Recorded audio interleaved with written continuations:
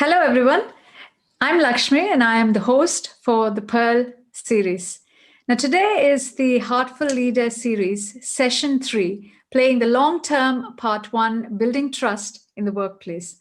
So, when we say we trust somebody, we place our confidence and faith on them and in their honesty and integrity, and we believe that they would do what they say they will.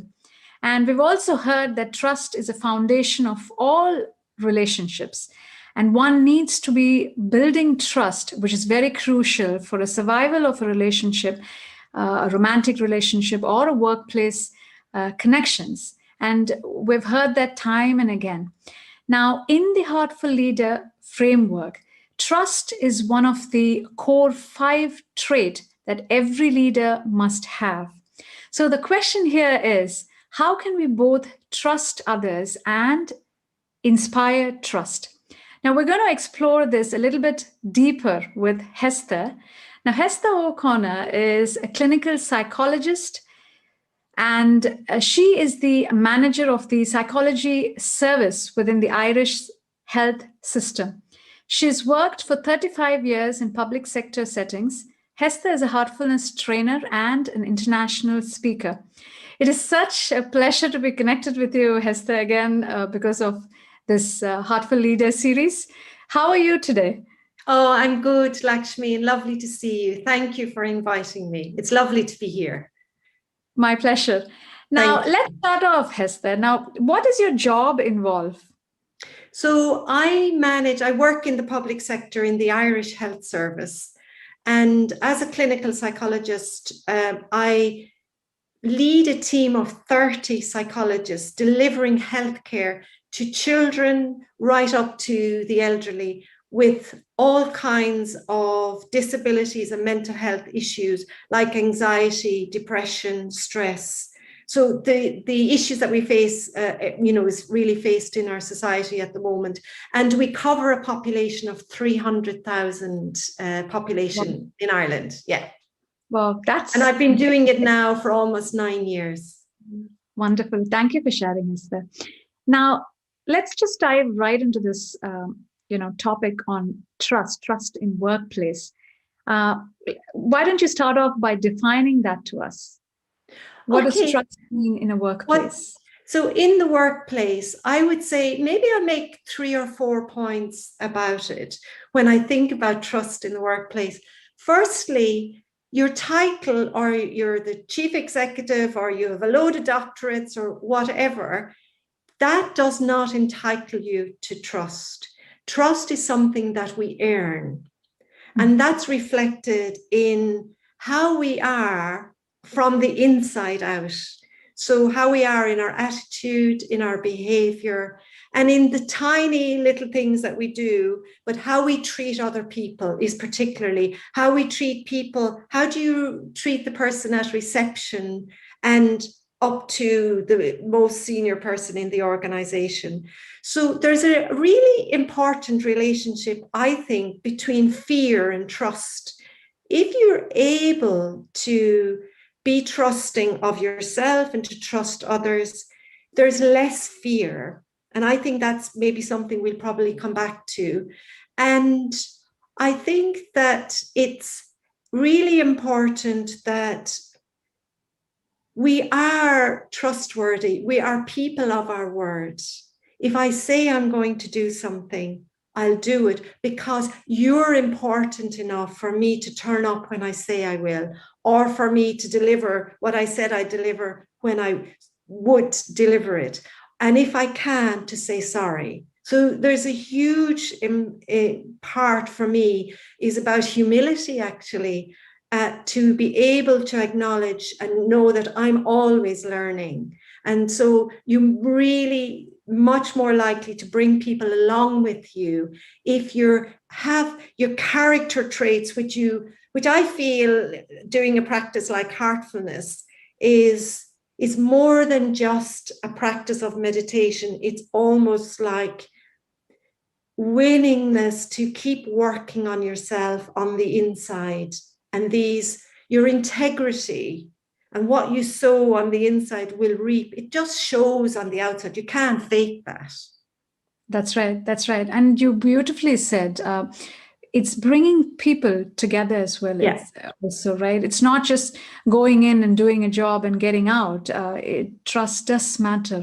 It's the little things that It's make the a big little difference. things. Yeah. And Yeah. I would say now, after all these years of managing a team, it's acknowledging people, thanking people, saying what's being done well. Because if you are able and if you really treat people with respect, what my personal experience is that the door's always open.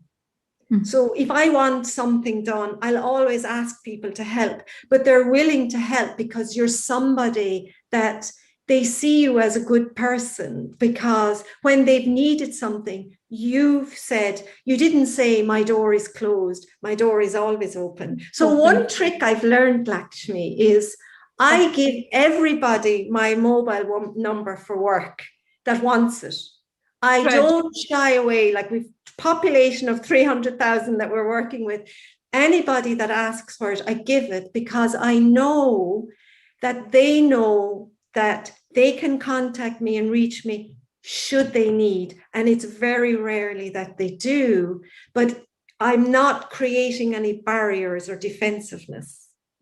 That's a beautiful point out there, Hester. These days, with privacy and so many other things, how many of us do that? Share our mobile numbers in workplaces and create that transparency and the freedom for people to reach us anytime. Right?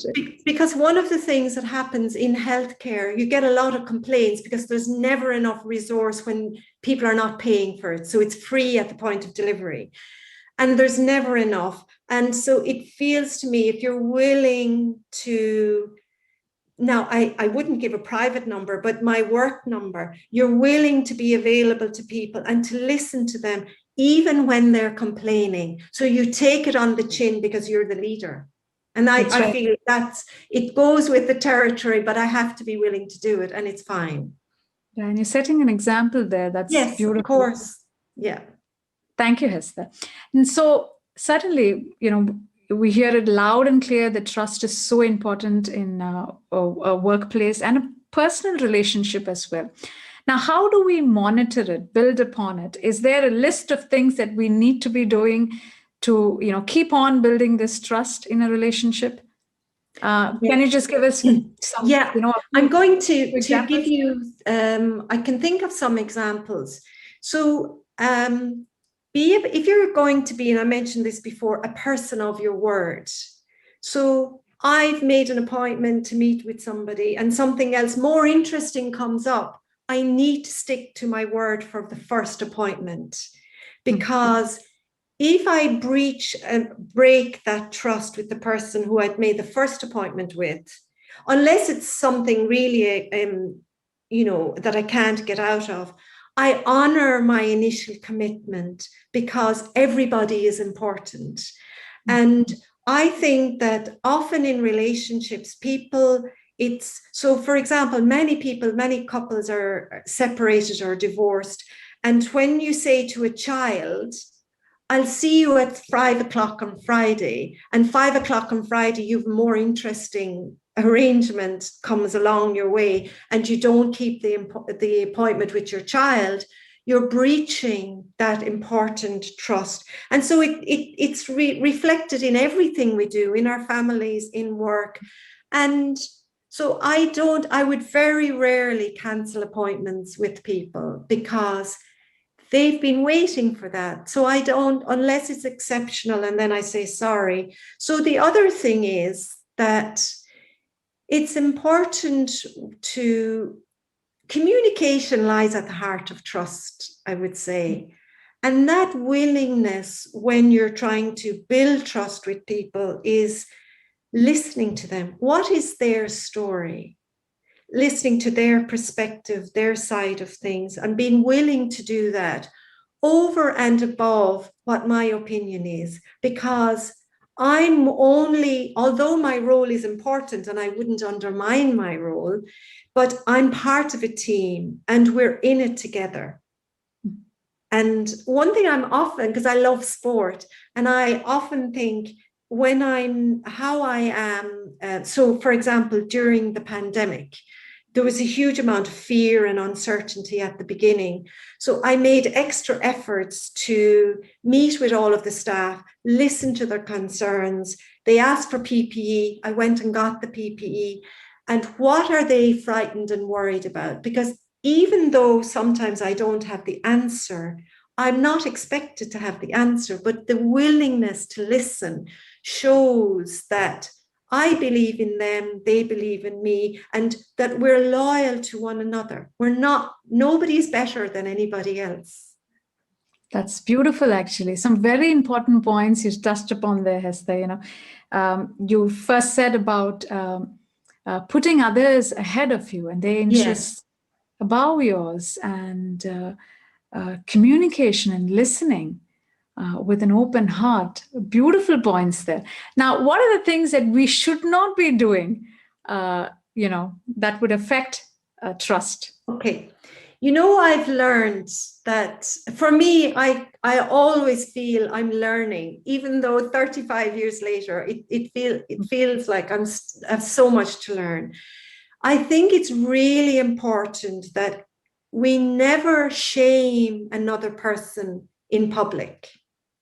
So if there's a mistake, if something has gone wrong, and sometimes there's always things to be dealt with. In fact, I often think that when I go into the office, I deal with all the crises before I get onto my normal day. So we never knowingly shame or embarrass a person in front of others, because it's really hurtful of their heart. And I think there's ways of doing things that I would not do that in front of another person. So if I have something difficult to deal with, I will do it one-to-one with the person, and ideally face-to-face.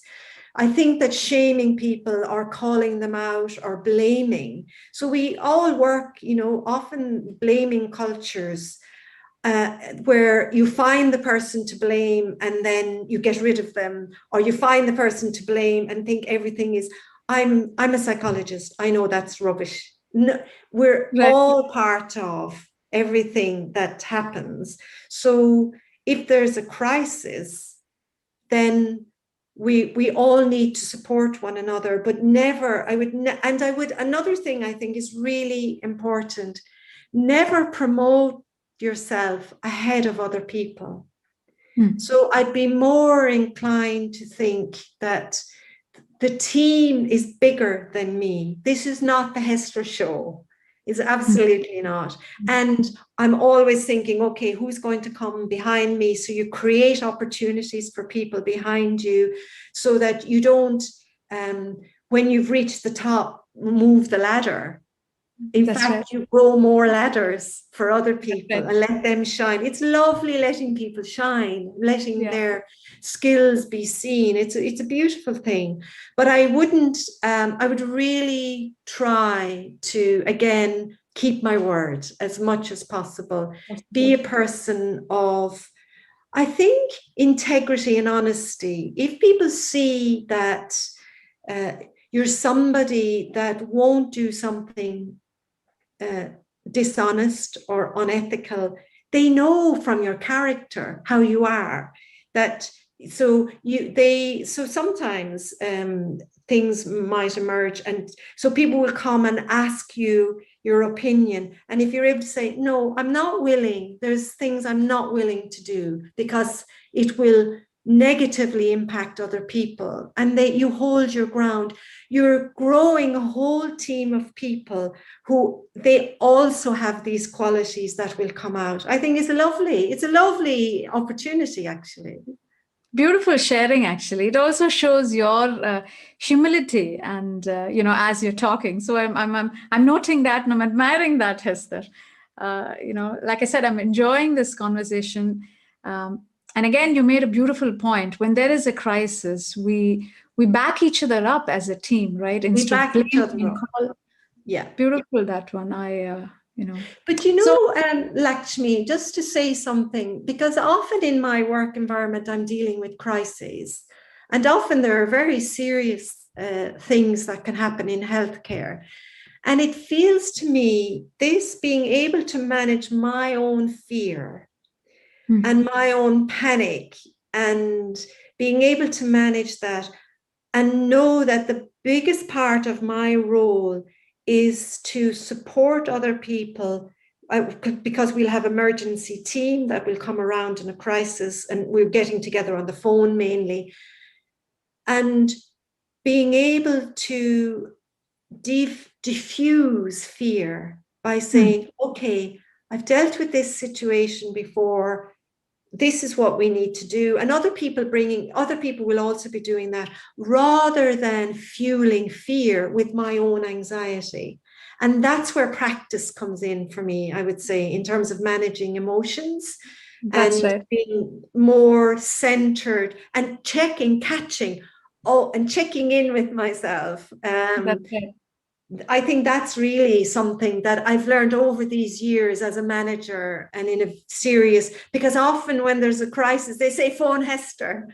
And right. I've so many times say, phone Hester. And it's quite interesting. And I don't have the answer, but I'm willing to be calm and to say, okay, so we need to contact, it might be somebody else has the answer, but it's that, we have a word in psychology for it. It's like containment. It's almost like you're putting your arms around right. people and saying, okay, I've got your back. We'll do this together. They're not on their own. Correct. And do it calmly as well, Absolutely. right? It makes a huge difference. Yeah. Yes, isn't it? And that's where, as you rightly said, these practices come in. And to our audience, we are going to have a little experiential session on this practice that Hester mentioned right now. So we'll get to that later. But there were also some other questions that I wanted to ask you, Hester. Sure. Now, control issues, right? We always come across, be it workplace or even in our families, we come across people who are control freaks. And sometimes they make us feel that we're at the edge almost. And it's hard to trust such a person, right? Or inspire trust. So what can we do there? So I think that, and we do, so when I come across people who are really controlling, and I work with some people who are very controlling, and we all do, I will see that as it's coming from a place of fear. So there is a part of me that understands, okay, I get it that there's fear. And so I might be trying to work out, how can I help to reduce that fear? So one thing is how I manage myself, and I'm not letting that fear of the other person, I'm not letting myself get caught up and pulled out into their fear. So that's one thing. But also I might be thinking, what can I do to help the person to be able to let go a bit? So, for example, if I give an example, that I'm working with a member of staff at the moment who is very, very controlling and very fearful because she's very underconfident.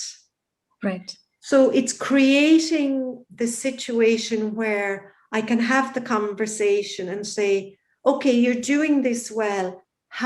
What help and support, what maybe continuing professional development, or what supports are you needing? And or who might I put in beside you to give you some support? So that when somebody so what I would suppose the word I would use is, what scaffolding emotionally and in practically, because I have all sorts of things going on in my head. We have to get the job done. I have a duty to more than one person. So how can I manage, because we're all interdependent, how can I manage that interface? So there might be, I'm operating then at several different levels in how I might, but I would really feel that being able to counterbalance that control and what's behind it, which is fear and anxiety, with a calm, like almost like a poise, and yes, that being able to not get so caught up in things. That's right. That makes a difference, I think. Yeah, it makes a big difference, Hester. Like you're saying, Yeah. it's not getting caught up in the outside emotions or how it's expressed, rather trying to identify what's behind Yeah. Yeah. that. Isn't it like fear and like what you mentioned? Absolutely. I think and it's incredible. There's so much fear, and the pandemic has really brought fear. Sometimes it's almost like you can feel it. That's right. Yeah. And then it's my response is, because practicing heartfulness for a number of years, how can I keep that connection? Because it's the only thing that really helps to not fuel fear. Because right. when I notice people are in fear, their anxieties, they really do catastrophize. It's like the worst possible situation. And so not being able to stay calm and stay centered and connected with my heart, it really makes a huge difference. Staying centered. I know you mentioned that a few times during Yeah. our conversation. Now, do you think trusting oneself is so important to start trusting others? It's hugely important, because trusting oneself, for me, it brings up a few things. One is that I have the rightly have confidence. I've trained to do the job that I'm doing. So I'm able to trust, and I don't have to keep second guessing myself. And I also know I don't need to know everything. So I have enough trust to keep going. And I always think, there's so many people around me that if I don't know the answer, they will be able to help. So I'm able to trust in myself that I'm able to continue to find ways forward, because I'm not on my own. I never feel that I'm on my own. So I think but also I think in terms of character, have I got the character that, am I the kind of a person that I would like to see on my team? Right. Am I that person that I would want in there when the going gets tough? Yes. And so if there's some fault or something I need to learn, where can I learn it? How can I be honest about, or ask for feedback, and be willing to take feedback and really learn from it. So trust has two elements for me. Is that, am I somebody, do I behave in ways that engender trust and foster trust? And am I able to trust in myself? Because that ability to trust in myself means I can trust in you more, because I'm not managing, not having to think all the time, will I be found out? Or how can I make sure that the results, because we know that certain things happen that we've no control over. I can't just be able. And then for me, there's a wider trust.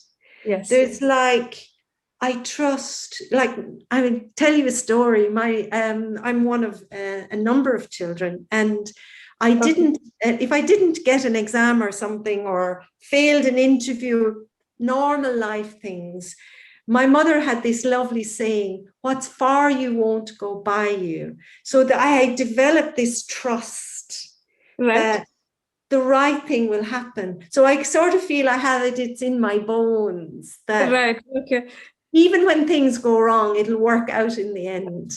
Yeah, that's the faith and the it's your character as well, I think, Hester. Yes, it is. It is character. Yeah. Yeah, it's beautiful. And I like what you said previously about assessing yourself is also very important. And do you want to see yourself in a team? Then I suppose, if everybody did that once in a while, we're all evolving in this together, and we will only be a better person, right? Yeah. As you rightly said earlier on, we will inspire trust as we do that. And thank you for sharing your personal experience too.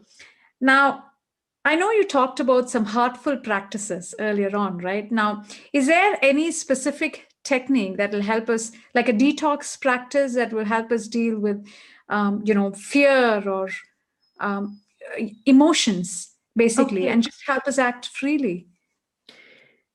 Yes, I find that what I use in at work when things can be very intense, I will sometimes do what's called spot cleaning. So in Heartfulness, we have a rejuvenation, a cleaning practice. And what I love about it is it's that willingness to let go, that willingness for all of that tension and emotion and strong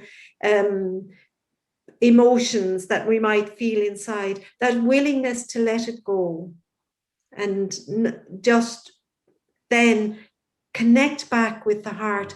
I find that really helps over time to really smooth out and help us to become more consistent, because in the work environment, I'm sure everybody listening will recognize this, that you'll have people and you're trying to read their mood when they come into the office.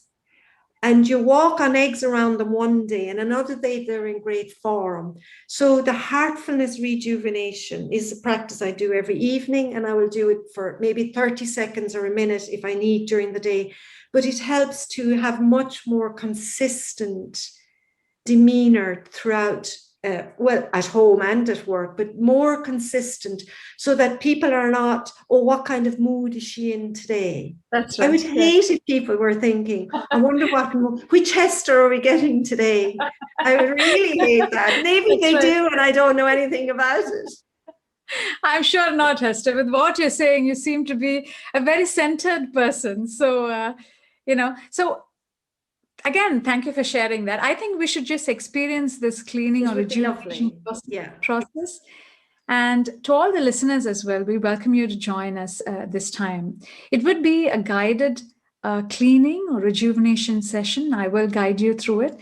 So if you haven't experienced heartfulness at all, here's your chance. It's a wonderful practice, a heart-based, mainly a meditation practice. And of course, this is a technique, as Hester said, that we recommend doing it in the evenings or at any time during the day, really, when you feel your emotions are just taking over you and you need to kind of center yourself. It's a great technique to do. So right now, let's just, maybe put away our cell phones or turn the volume ringer down, and let's close our eyes and relax and follow my instructions.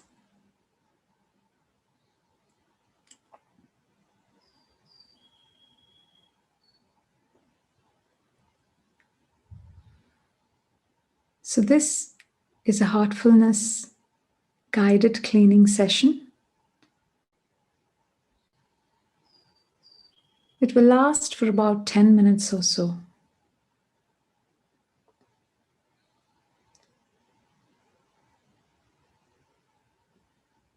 We all carry a lot of emotions, emotional burden on us that somehow weighs us down and does not allow us to act freely in our day-to-day life. So this technique will help us get rid of the emotional burdens that we accumulate during each day.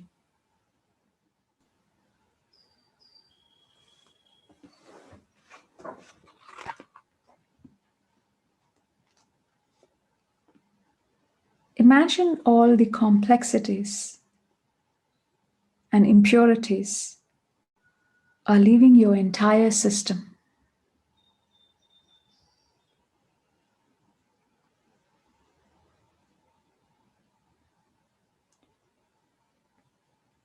Let them flow out from your back in the form of smoke from the area between your tailbone at the base of your spine and the top of your head.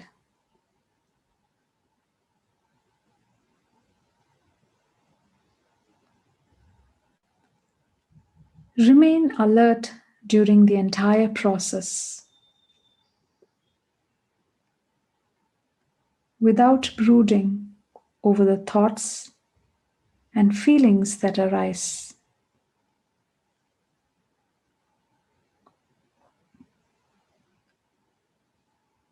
Try to remain a witness to your thoughts.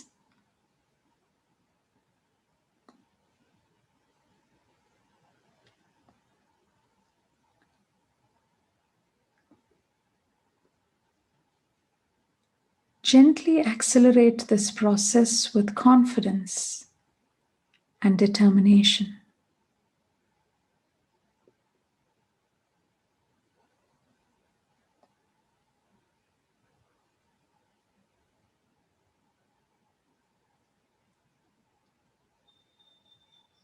If your attention drifts and other thoughts come to mind,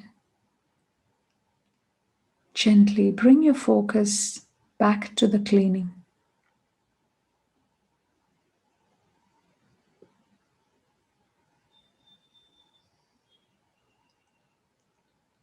As the impressions are leaving from your back, you will start to feel lighter.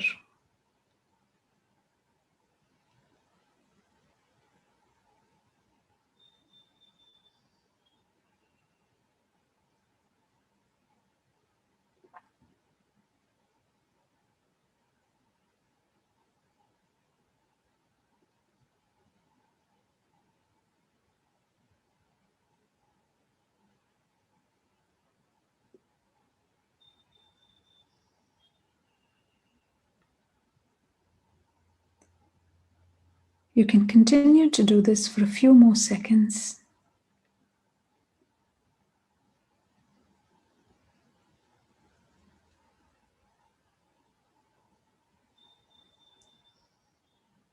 And when you feel light within, you can start the second part of the process.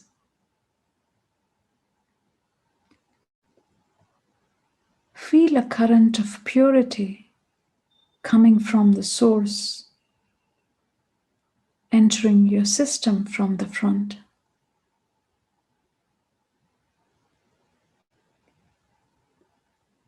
This current is flowing into your heart and throughout your system,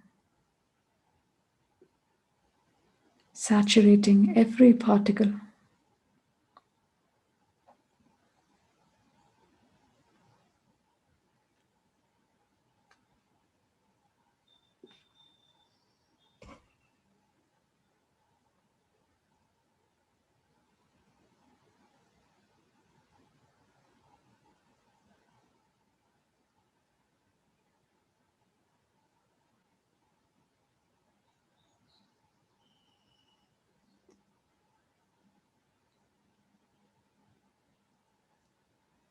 You may continue with the second part of the process for a minute or so.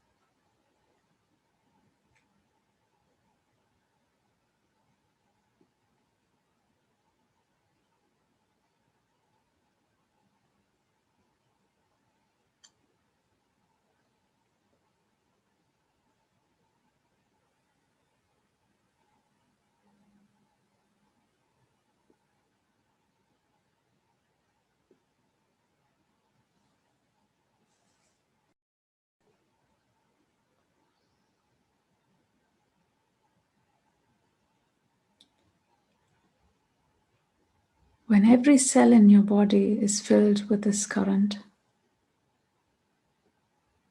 you begin to feel lighter, simpler, and purer.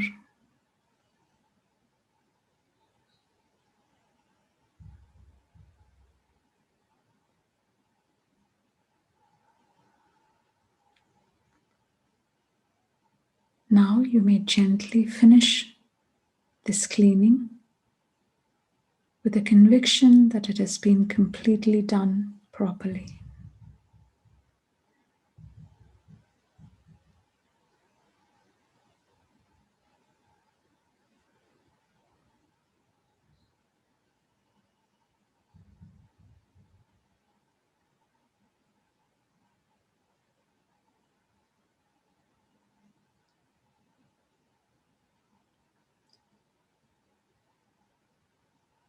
And you may gently open your eyes when you feel ready to do so.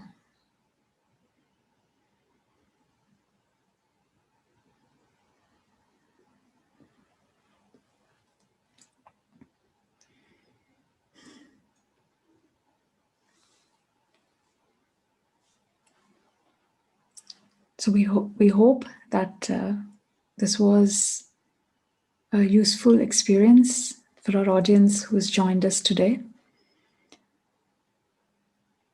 So as Hester did mention earlier on, we can do it anytime during the day for a few seconds or for a few minutes, say up to 10 minutes or so. It's called a spot cleaning. When you feel, even before a meeting, when you feel you need to center yourself, it's a great technique to do. Generally, it is recommended that we do this practice at the end of our day, assuming that we have collected all our emotional burdens through the day, and we can clean ourselves off at the end of the day. Right after you have come home from work, before your supper, all of that works well.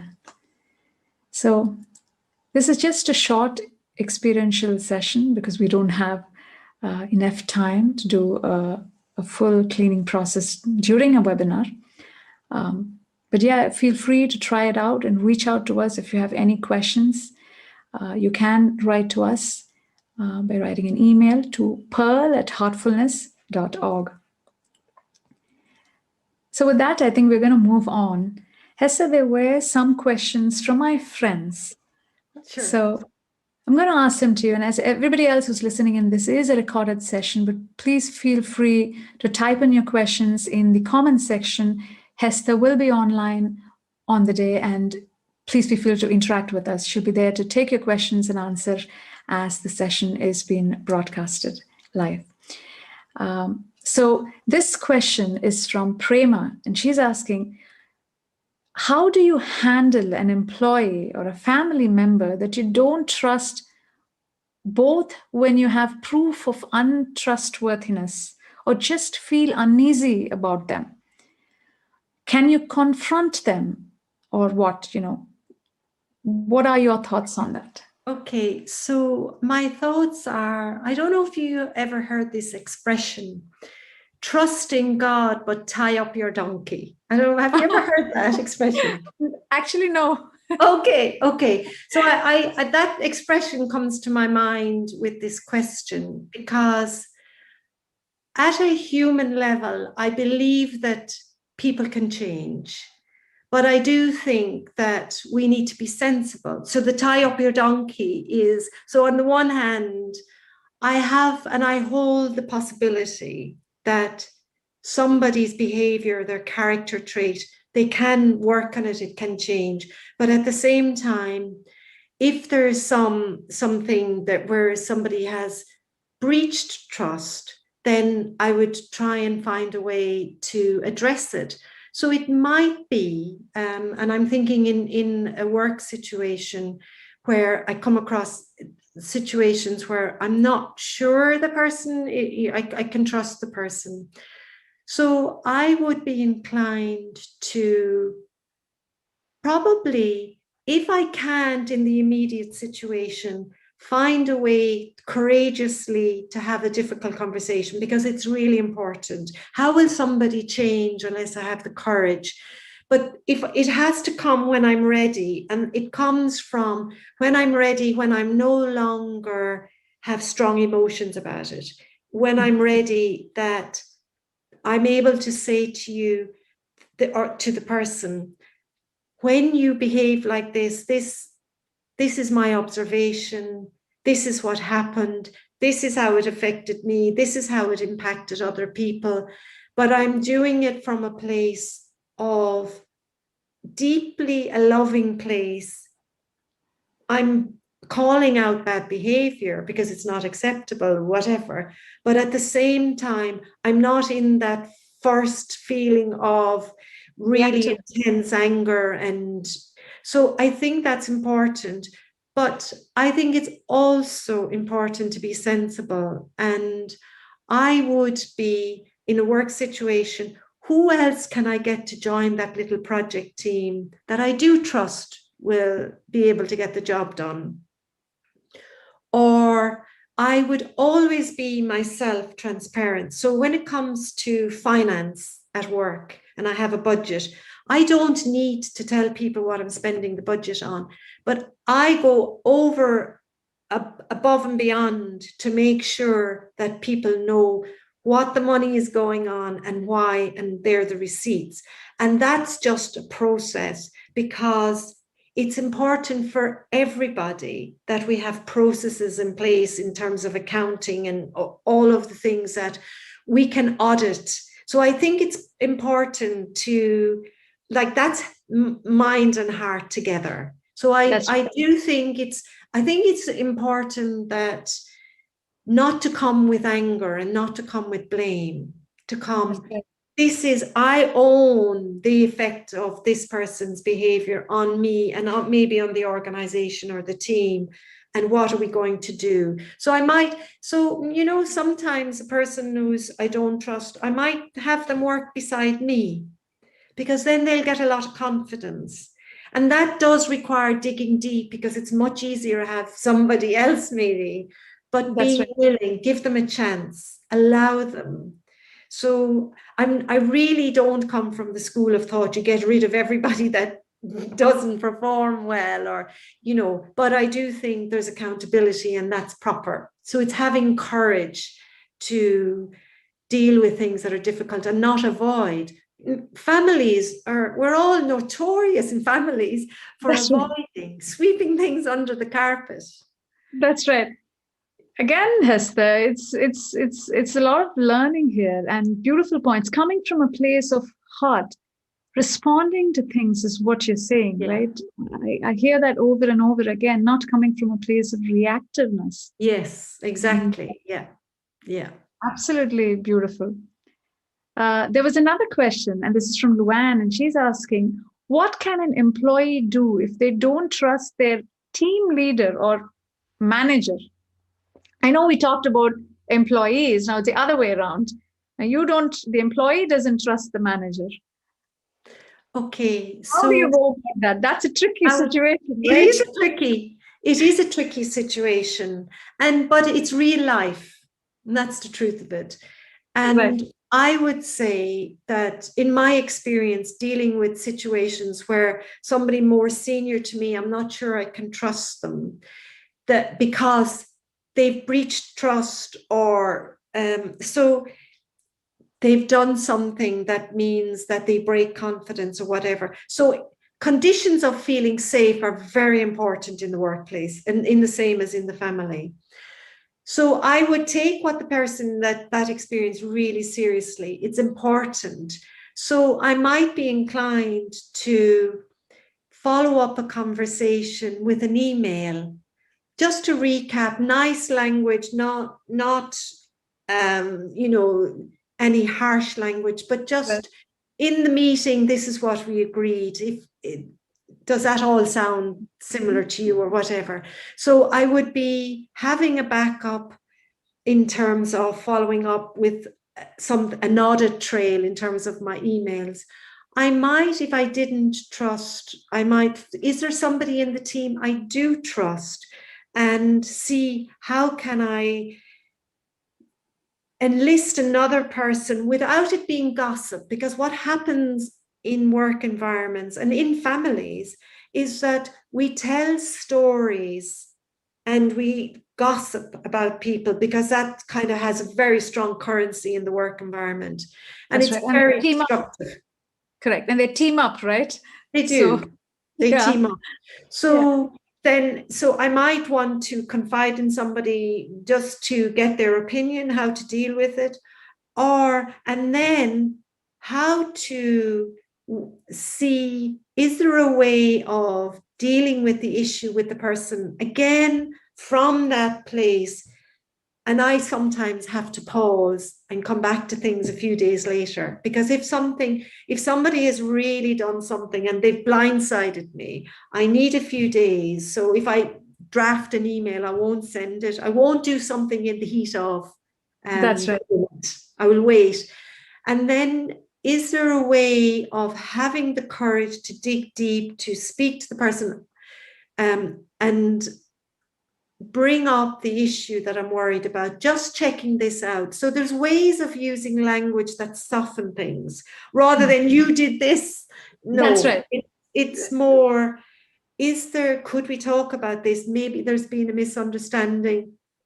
But I would also probably say, what did I do that has contributed to this? Because if you're willing to see that no matter what happens at work, if we're in a senior position or even in a family, and it looks like I've nothing got to do with it, but I'm willing to see, is there something about my behavior that's contributed? You will then create an environment where you can talk about things that are difficult. And sometimes it's really difficult to do, but it's digging deep, I think. And so it's, again, not having blame, but making sure, you cover your tracks, you have an audit trail, or you go to speak to someone else. So there's things you need to do. You're not a fool.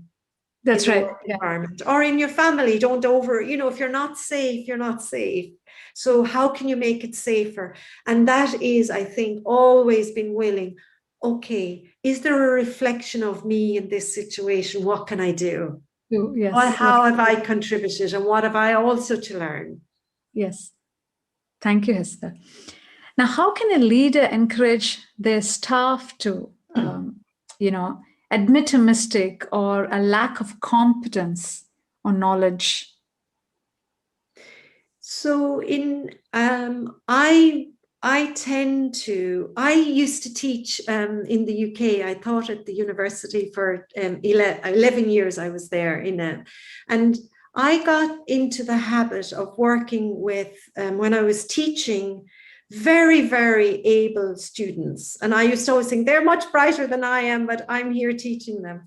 And I got into the habit of showing them, if somebody asked me a question in class or was at the blackboard and I didn't know the answer, I would say, does anybody else know the answer? Right. Or I look it up and I'll come back to you. So for me, it's really important creating an environment where you're not somebody who thinks you have to hide mistakes yourself. That it's okay to be human, and you're not expected to know everything. So it's kind of creating that. You're not even trying to create that atmosphere. It shows. So I'm willing to say, you know what, I said the wrong thing there, or I got that wrong, or that in hindsight, 2020 vision, I can see that was the wrong call on my behalf. People will see that when things go wrong, so normally when things go wrong and staff come to me and say, oh, Hester, this is after happening. And I say, okay, how can we together deal with it? So I'm beside them. I'm not blaming them. I'm not going to punish them. I really don't think punishment works. So how can we together? And then I think at my grade, there's some very difficult conversations that might need to happen at a higher level. I'll say, I'll do that because that's my job. Right. So it's creating that environment where People feel that we're all learning, we're human, and mistakes are part, and you can't not make mistakes. That's but it's right. not We're all having to humans. hide. Correct. Yeah. Beautiful there again. Like you lead by example is Sure. what you're Sure. saying, right? It's Yeah. beautiful. Awesome, Hester. I thoroughly enjoyed this conversation with you. It was very delightful, actually. It's lovely, Brings a Lakshmi. smile Thank to my you. face. So yeah, Thank you. it's any closing remarks for our audience who are listening in today?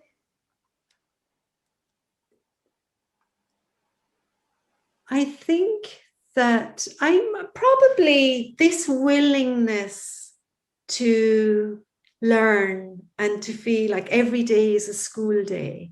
I think that really helps with trust. So yeah, I think that's probably all I would say. Yeah. Go back to learning every day. Is Every day is a school day. So, yes. And trust is a two-way street, as you beautifully elaborated and touched upon so many excellent points to ponder over, actually, throughout this conversation. And each of us, we build on it in a relationship. And I think so. And I think that in a relationship, to be able to listen and to say you're sorry. I mean, it's just, they're wonderful ingredients. But we need to be people of our words. That's right. We need to say what we mean, and we need to, if we're going to do something, do it. Correct. Thank you again, Hester, for your time and really sharing all these pearls with us. Thank you. It's been a lovely opportunity for me. Thank you. Thank you, Hester. Thank you so much. Love for you and for our audience too. And as you all heard throughout the session, trust can be earned and we lose it, and we can regain it, so we can rebuild it. So keep working on it and learn throughout your life. Go back to your schools, as Hester said. So that is what it is. So have a lovely life, everyone. We look forward to seeing you in our next webinar. Until then, take care. Bye for now. Thank you.